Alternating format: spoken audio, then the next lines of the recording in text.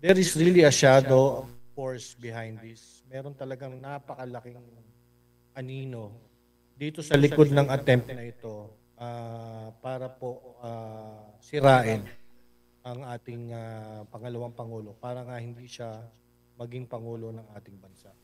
Opo, tsaka bukas meron akong nabasang post mula kay Professor Malutikia. Sabi niya, tomorrow, bukas, meron daw plunder case na isasampa laban kay VP Sara sa sinasabing anomalous use of confidential funds noong panahon niya bilang Secretary of Department of Education. What a timing. Sir, anong tingin mo?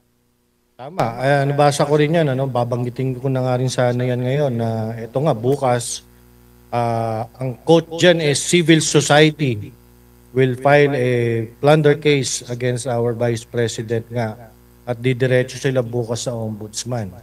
And again, Admar, that is Almar and MJ, sabi ko nga sa inyo, hindi talaga sila hihinto eh. Hindi talaga titigil itong mga to na hanggat sa ma-diminish talaga, masira talaga ang imahe ng ating Vice President.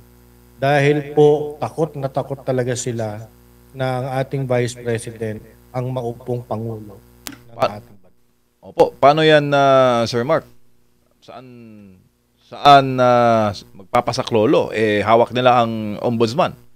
Yun nga eh. Kaya din malakas ang loob nila ngayon na mag-file ng plunder. Again, ito na naman yan, another distraction yan and another propaganda na naman yan.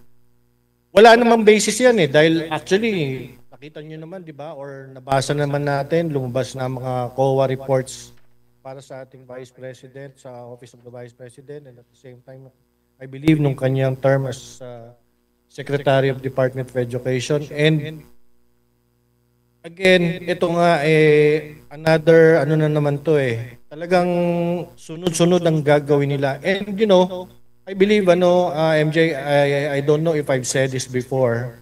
There is really a shadow force behind this. Meron talagang napakalaking anino dito sa likod ng attempt na ito para po sirain ang ating pangalawang pangulo para nga hindi siya maging pangulo ng ating bansa. Opo, ikaw ba naman, sir, gamitan ng buong aparatos ng gobyerno? Ikaw ba hindi magdududa sa kung sino ang nasa likod nito?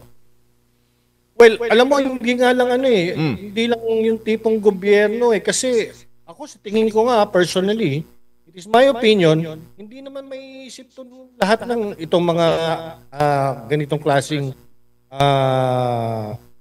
parang saywar. Hindi ito may isip ng gobyerno natin Ako, ang paniwala ko nga, merong nagdidikta dito, meron talagang nag-orchestrate nitong laro na ito. And ginagamit ang ating gobyerno dahil ang ating gobyerno ngayon beholden dito sa force na ito. Mga puti ba yan? Maputing maputi. I think I've said this before publicly. And this is really the handiwork, I believe, of our supposed ally. And I'm nga lang sana ngayon I'm hoping na sana maiba na yung maging direction because nag-iba na ang administrasyon din ng Amerika, di ba? And meron ding lumabas recently na paper na nagbabago na nga sila ng kanilang strategy ng kanilang kanilang geopolitics approach. However, nandiyan pa kasi yung nandiyan pa kasi yung kanilang